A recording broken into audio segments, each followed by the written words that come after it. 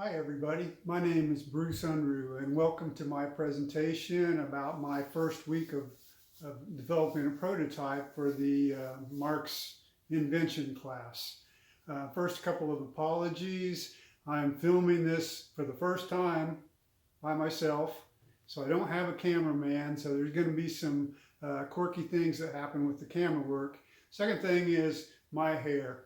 I don't always look like this, but since COVID started, I just haven't got a haircut, and so this is what you get. My presentation or my project idea started out with the brainstorming about foods, as you all know, and I ended up on the idea that I wanted to manage better the different types of kitchen sheets that we have, like parchment paper, aluminum foil, giant size aluminum foil, wax paper, plastic wrap, and even a vacuum packing material. So to jump straight to the chase, here's what I came up with. It's a device made out of PVC pipe that has a plastic slide cutter, and the idea is you can load your whatever wrap you have into the end. You can size these to whatever length you need. Load your plastic or your paper into the end, and then you just take the device to your food, pull out your paper, and cut. And there you have a piece of wax paper, in this case, for whatever you're trying to work with in the kitchen. So that's my attempt. But I went through and put together pros and cons with this design. First and most important pro was it worked, and it met all the requirements that I worked up earlier in the project. It's easy to make. It's fairly inexpensive. It makes very clean cuts. That's one of the main objectives I wanted, was to get rid of that idea of cuts like that when you try to pull out your different sheets. So you get very clean cuts with this. It's easy to use. It's convenient for sizing the sheets because you just take it to your cookie sheet or your bowl of food, size it, and then cut it.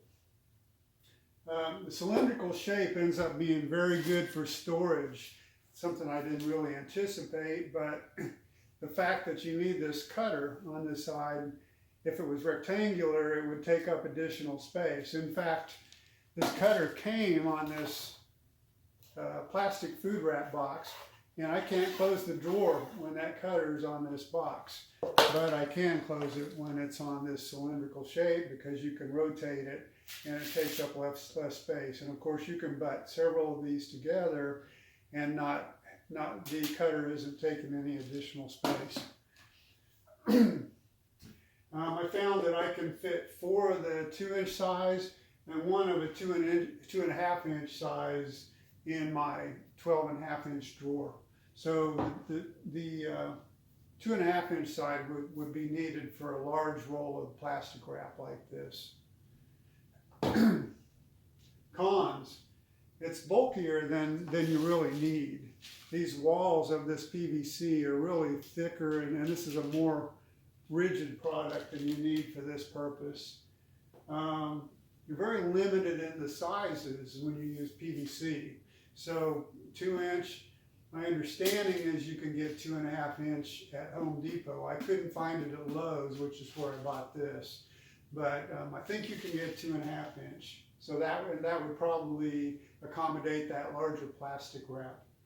And then the con again is the way I built this wooden tab. Although it's inset down into the plastic and epoxied in, it still feels like it's it could, if you really twisted on this, you might be able to break that piece of wood off. Prototyping surprises.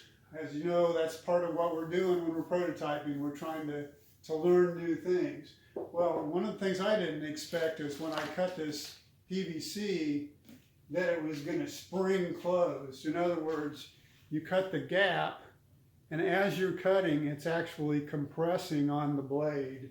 This ends up making it kind of dangerous and kind of unattractive as far as I had envisioned a very clean 1/8 inch blade cut down this, but you can see it's not, it's erratic. That fact also made it a little dangerous when that piece of PVC was squeezing out on the blade. And another surprise though was the slide cutter.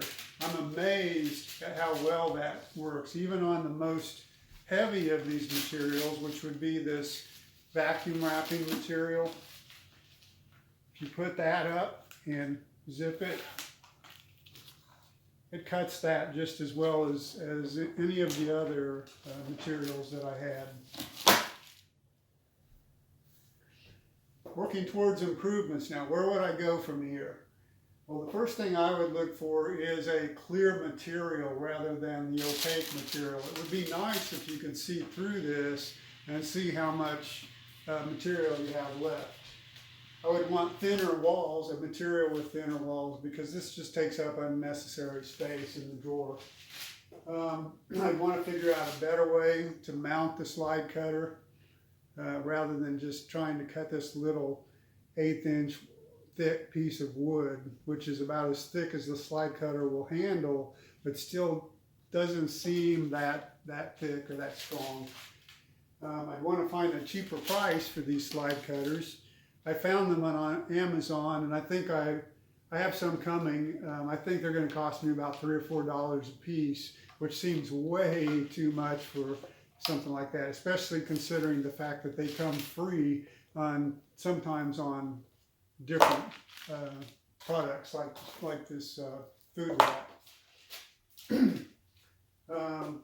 Need to improve the loading of the products, because the fact that this squeezed together makes it difficult to thread the paper in initially. I ended up having to use a screwdriver to pry it apart to make it so that I could to get the paper into the device. And again, as I mentioned before, I think I wouldn't cut all the way to the end. So there's no reason to have cut this end all the way through. It could have been a little more rigid if I had stopped about 1/2 inch from the end. That's minor, because it ends up that the end cap spreads it back out anyway. But I think I would do that as a minor improvement. So there it is, my kitchen food wrap and sheet dispenser. Again, I think it meets all the objectives that I set up, and enjoyed trying to figure it out. So I hope you guys are all having as much fun as I am, and I'll talk to you later. Bye.